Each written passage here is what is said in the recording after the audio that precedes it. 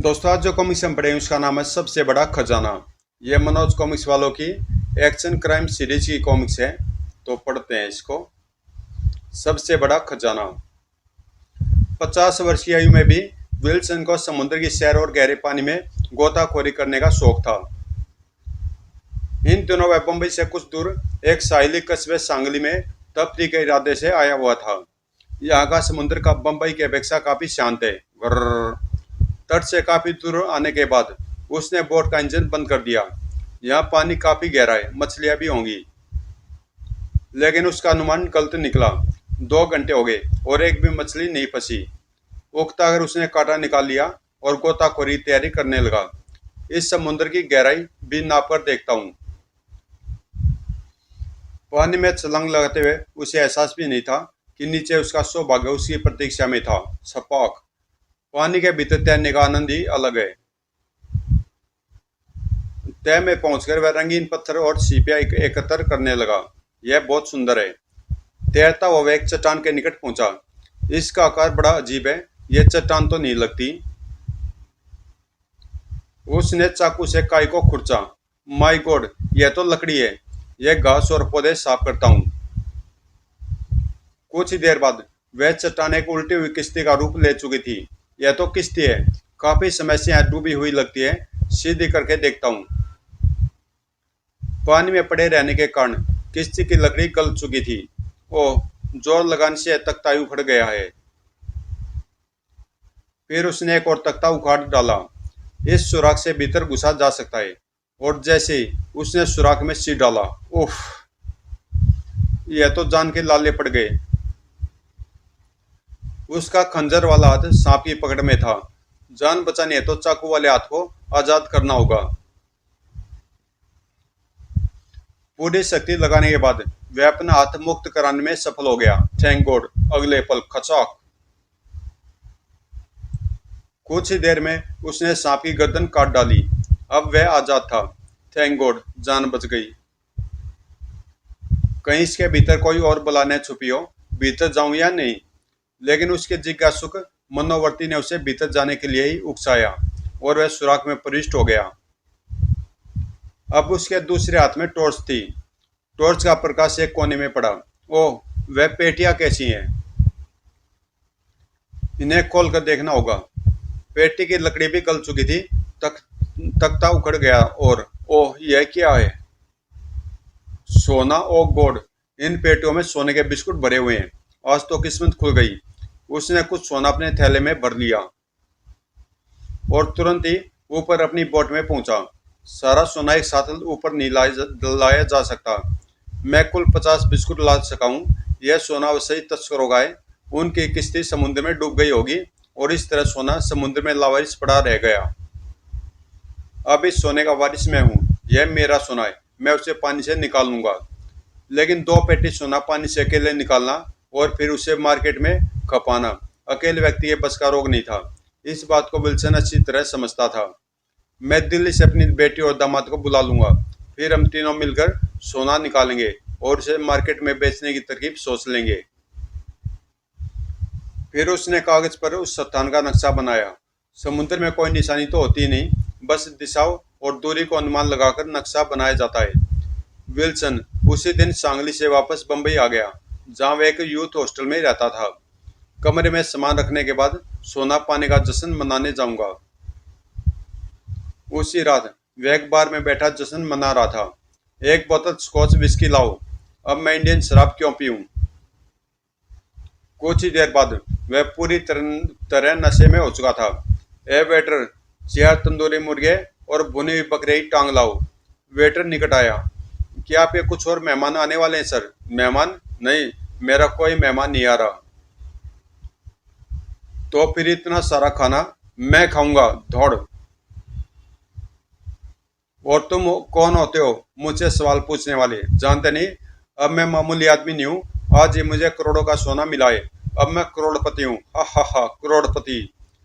कुछ देर बाद वह बार से बाहर आकर पैदल ही अपने हॉस्टल की ओर चल दिया। आज मौसम बड़ा बेईमान है, बेईमान है। एक सुनसान रास्ते पर, हाँ यह कौन है? खट, अरे बाप रे। विल्सन का सारा नशा उतर गया। क्या बात है भाई, सोना कहाँ है? सोना? कौन सा सोना? वही जिसके मिलने पर तू करोड़पति बनाए। कहाँ है वह सोना, और तुझे कहाँ से मिला? मुझे कोई सोना नहीं मिला। मेरे पास कोई सोना नहीं है। जान से मार डालूंगा साले।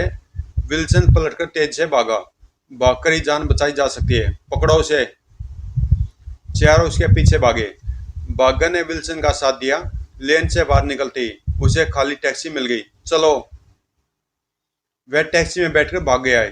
कोई बात नहीं, हम उसे ढूंढ निकालेंगे। बार में कोई न कोई उसका पता जरूर जानता होगा। मैंने कई बार उसे उस बार में देखा है, और अगर उसके पास सचमुच सोना है तो वह सोना हम उससे छीन लेंगे। उधर विल्सन अपने हॉस्टल के कमरे में पहुंचा। यह क्या गड़बड़ हो गई? मैंने नशे में सोने का जिक्र कर दिया और बदमाश मेरे पीछे लग गए। उसका सारा नशा उतर चुका था। उन बदमाशों को मैंने कई बार में देखा है। वह मुझे जरूर ढूंढ निकालेंगे। मुझे सोना कहीं छुपा देना चाहिए। उसने अलमारी से सोने का बैग और नक्शा निकाला। यह सोना और समुद्र में पड़ा शेष सोना मेरा और मेरी बेटी तथा दामाद का है। नक्शा उसने बैग में ही रख दिया। होटल के तहखाने के नीचे एक और छोटा तहखाना है, जिसका मुझे संयोगवश पता चल गया था। उस तहखाने के बारे में और कोई नहीं जानता। जिस व्यक्ति ने भी यह इमारत बनवाई होगी, उसने किसी विशेष कारण से वह तहखाना बनवाया होगा। बाद में उसने इमारत बेच दी। उस तहखाने का राज कम से कम हॉस्टल वाले तो जानते नहीं होंगे। तहखाने में जाने के लिए सीढ़ियां उतरते हुए उसे किसी ने नहीं देखा था। अगली सुबह जब वह सोकर उठा तो काफी संतुष्ट था। सबसे पहले डाकखाने जाकर एक लिफाफा खरीदूंगा और अपनी बेटी रूबी तथा दामाद विक्टर को दिल्ली खत लिखूंगा। नहा धोकर वह सीधा डाकखाने पहुंचा, और जब वह बाहर निकला, ओह, यह तो वही रात वाला बदमाश है। वह मेरा पीछा कराए। कम वक्त ने मुझे बड़ी जल्दी ढूंढ निकाला। अवश्य वह हॉस्टल से पीछा करते हुए आया होगा। यह बदमाशों का कोई खतरनाक गिरोह है। सोने के लालच में यह लोग मेरी जान भी ले सकते हैं। किस मुसीबत में फंस गया मैं, अब क्या करूं? इस लाइब्रेरी में बैठकर रूबी को खत लिखता हूँ। लाइब्रेरी के भीतर दूसरे लोग भी होंगे। यहाँ वह बदमाश मेरा कुछ नहीं बिगाड़ सकेगा। अलमारी से उसने एक पुस्तक निकाली। मुझे तो बैठकर खत लिखना है, पुस्तक तो सिर्फ बहाना है। वह पुस्तक वास्तव में एक ऐसे विषय की थी जिसमें आज के दौर के लोग दिलचस्पी नहीं रखते थे। एक कोने में बैठकर उसने खत लिखना शुरू किया। प्यारी बेटी रूबी और बेटे विक्टर। आधे घंटे में उसने लंबा चौड़ा खत लिखा और उसे लिफाफे में बंद कर दिया। बस अब पता लिखना शेष है। पता लिखने के बाद वह उठना ही चाह रहा था कि ओह, वह भीतर आ रहा है। बदमाश सीधा उसी की ओर चला आ रहा था। विल्सन ने घबरा कर लिफाफा खुली हुई किताब में रखकर उसे बंद कर दिया। तुम यहाँ बैठकर हमसे बच नहीं सकते विल्सन। उठो, बाहर चलो। आखिर तुम मेरे पीछे क्यों पड़ गए हो? बाहर चलो, बताता हूँ। मैं तुमसे एक सौदा करना चाहता हूँ जिसमें तुम्हारा भी लाभ है। विल्सन जानता था कि दिन के समय वह उसे नुकसान नहीं पहुंचा सकता था, इसलिए उठकर साथ चल दिया। अच्छा चलो। लेकिन बाहर आकर वह चौंक पड़ा। ओह, शेष तीनों भी हैं। चुपचाप चलकर कार में बैठ जाओ। भागने की कोशिश मत करना। मेरी जेब में साइलेंसर युक्त रिवॉल्वर है। मैंने बाहर आकर गलती की है। विल्सन को मजबूरन कार में बैठना पड़ा। उधर लाइब्रेरी में कैसे कैसे गधे यहाँ चले आते हैं। पढ़ने के बाद किताब वापस अलमारी में भी नहीं रखते।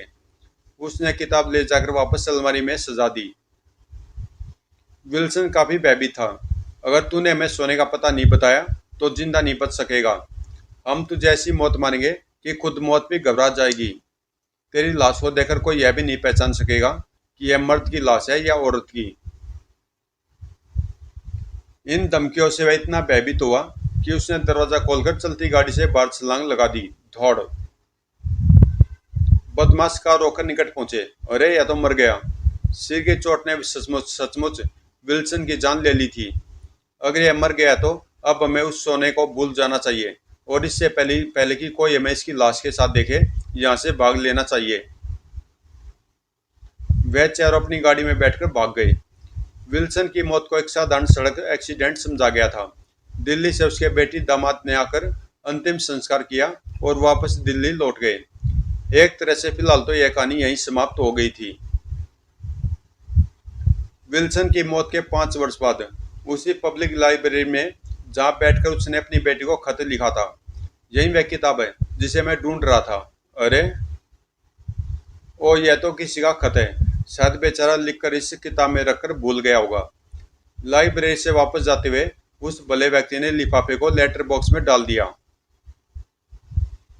3 दिन बाद वह खत विल्सन की बेटी और दामाद के हाथों में था।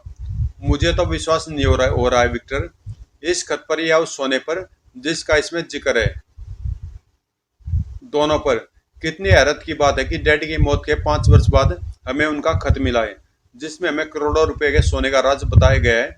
मुझे हैरत तो यह है कि यह खत अब तक कहाँ था। कुछ मौके ऐसे होते हैं रूबी, जहाँ हैरत करने में समय नष्ट नहीं करना चाहिए। बम्बई चलने की तैयारी करो। सबसे पहले मैं हॉस्टल के तय खाने से सोने का बैग और असली खजाने का नक्शा हासिल करना होगा। 3 दिन बाद वह बम्बई में थे। यही वह हॉस्टल है जहाँ डैडी रहा करते थे। लेकिन अब तो यह हॉस्टल नहीं है, यहाँ आर्ट गैलरी और आर्ट स्कूल बन गया है। तो क्या अब हम इसके तय खाने में नहीं पहुंच सकेंगे? वह अपने होटल के कमरे में वापस आ गए। उस इमारत के तय खाने तक पहुंचना सचमुच मुश्किल काम है रूबी। वहाँ आर्ट गैलरी बन गई है जिसमें कीमती तस्वीरें प्रदर्शित की जाती है, इसलिए उस स्थान की सुरक्षा के व्यापक व्यापक प्रबंध किए गए होंगे। तो फिर अब क्या होगा? हमें किसी स्थानीय अपराधी की मदद लेनी होगी, किसी ऐसे व्यक्ति की जिसे हम पार्टनरशिप का लालच देकर अपने साथ मिला लें। ऐसा व्यक्ति हम कहाँ ढूंढेंगे? यहाँ तो हम किसी को जानते तक नहीं है। मैं एक व्यक्ति को जानता हूँ, उसका नाम राजन है। वह व्यक्ति बड़ा शातिर अपराधी है। दिल्ली में एक पार्टी में मेरी उससे मुलाकात हुई थी, तब उसने मुझे अपना बम्बई का पता बताया था। तो फिर राजन को तलाश करो विक्टर, हम उसे सोने का तीसरा हिस्सा दे देंगे। मैं भी उसकी तलाश में जाता हूँ। अगली सुबह राजन उनके सामने बैठा था। विक्टर ने उसे सब कुछ सच सच बताकर पार्टनरशिप की पेशकश की थी। मैं तुम दोनों का साथ देने के लिए तैयार हूँ। Good, thanks. अब सबसे पहले मुझे यह पता करना होगा कि उस इमारत के तय खाने तक कैसे पहुंचा जा सकता है। आज शाम तक मैं तुम्हें पूरी रिपोर्ट दे दूंगा। श्याम को आने का वादा करके राजन चला गया, और जब वह श्याम को वापस आया तो उसके पास कागज का बना हुआ एक बड़ा सा नक्शा था। यह नक्शा देखो विक्टर। यह नक्शा कहाँ का है? यह शहर की अंडरग्राउंड सीवरेज लाइन का नक्शा है। बम्बई की भाषा में इसे गटर लाइन कहा जाता है। शहर के नीचे गटर लाइन का जाल फैला हुआ है। तो क्या हमें गटर में उतरकर तय खाने तक पहुंचना होगा? हाँ, केवल यही एक रास्ता है। हम गटर की सुरंग द्वारा उस इमारत के नीचे पहुंच जाएंगे और दीवार काटकर तय खाने में घुस जाएंगे। और अगर पकड़े गए तो कुछ खतरा तो मोल लेना ही पड़ेगा। मैंने पूरा हिसाब लगा लिया है कि हमें कहाँ से गटर में उतरना है। कल रात हम गटर द्वारा उस इमारत के नीचे जाकर देखेंगे कि हमें किस किस चीज की आवश्यकता पड़ेगी।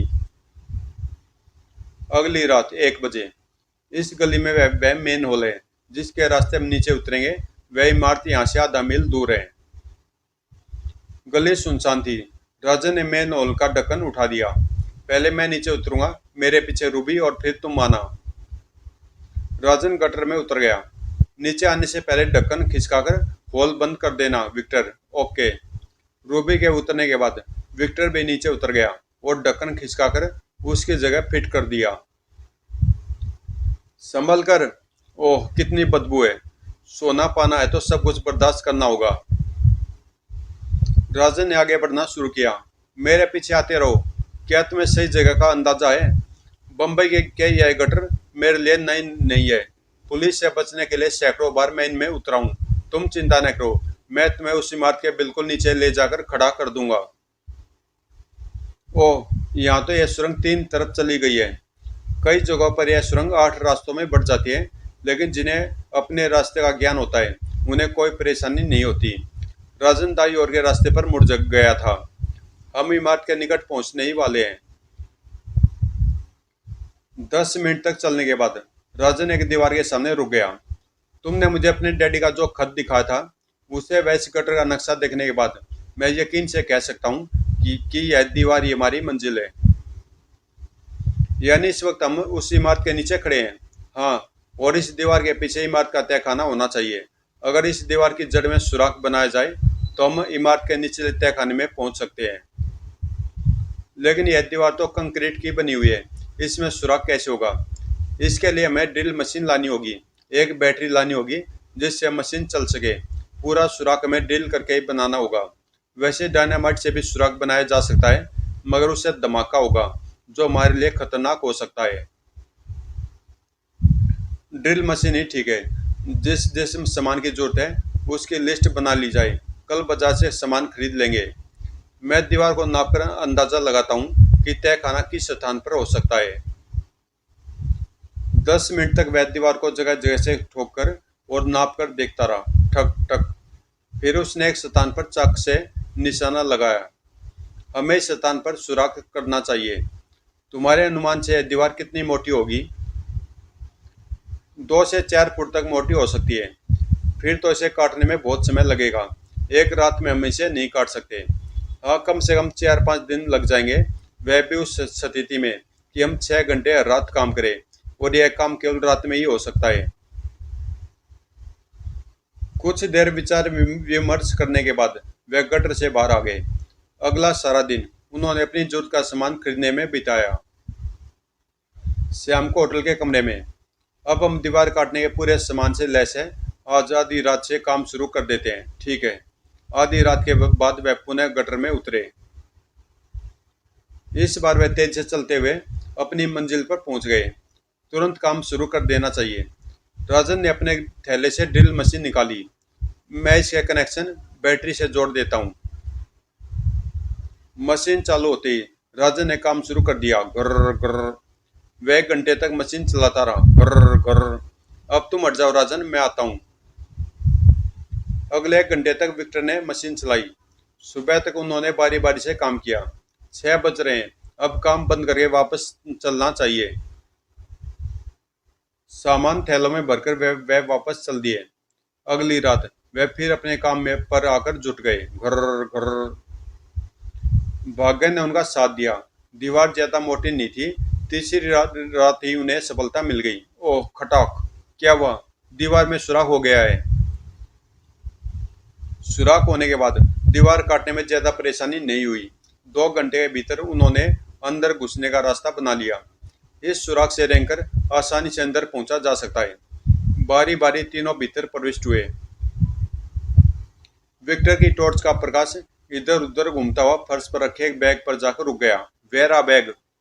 विक्टर और राजन एक साथ बैग की ओर लपके, लेकिन बैग पहले विक्टर ने उठाया। बैग का मुंह खोलते ही टॉर्च के प्रकाश में सोने के बिस्कुट चमक उठे। ओ गॉड, सोना! अचानक राजन ने बैग में हाथ डाल दिया। क्या करते हो? राजन का हाथ बाहर आया तो उसमें एक तय किया हुआ पुराना और सिला हुआ कागज था। यह समुद्र में छुपे असली खजाने का नक्शा होगा। विक्टर ने तुरंत उससे वह कागज छीन लिया और उसे वापस बैग में डालकर उसका मुंह बंद कर दिया। होटल के कमरे में पहुंचने से पहले इस बैग की किसी चीज को नहीं छुआ जाएगा। तहखाने से बाहर आकर उन्होंने अपना शेष सामान वहीं छोड़ दिया और सिर्फ सोने का बैग लेकर वापस चल दिए। सबसे पहले मेन हॉल से रूबी बाहर निकली। विक्टर ने ऊपर चढ़ने के लिए सीढ़ी को थामा। लाओ बैग दो, मैं बाहर रूबी को पकड़ा देता हूँ। विक्टर ने उसे बैग पकड़ा दिया। बैग हाथ में आते ही राजन ने उसे खोल डाला। क्या कर रहे हो तुम? राजन ने विक्टर की बात की ओर कोई ध्यान नहीं दिया और नक्शे का कागज निकालकर अपनी कमीज की जेब में रख लिया। और अगले पल धौड़! ओए! राजन फुर्ती के साथ मेन हॉल से बाहर निकला। क्या हुआ? ठक! ओह! रूबी के गिरते ही वह गली से बाहर खड़ी अपनी कार की ओर भागा। उधर विक्टर तेजी के साथ मेन हॉल से बाहर आया। विक्टर, वह सोना लेकर भाग गया है। कार के इंजन ने धोखा दिया और स्टार्ट नहीं हुई तो राजन कार से उतरकर एक और भागा। विक्टर कॉलेज के जमाने में धावक रह चुका था। उसने राजन के पीछे दौड़ लगा दी। राजन दौड़ता हुआ एक पुल पर पहुंचा जिसके नीचे समुद्र का पानी लहरें मार रहा था। तभी विक्टर उसके सिर पर पहुंच गया और उसे छाप लिया।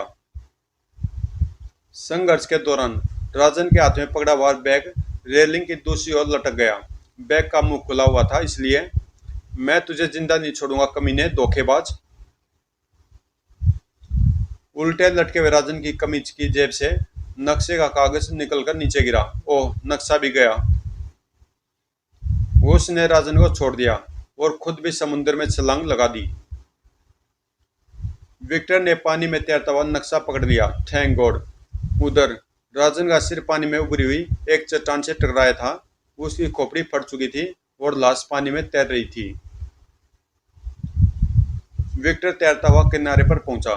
रूबी भी पुल से उतरकर आ गई थी। क्या हुआ विक्टर? सोना तो गया, लेकिन मैं नक्शा ले आया हूं। और जब उन्होंने नक्शे का कागज खोला, ओह, इस पर तो कुछ भी नहीं बचा। ओह गॉड। वास्तव में यह नक्शा फाउंटेन पेन की साधारण इंक से बनाया गया था।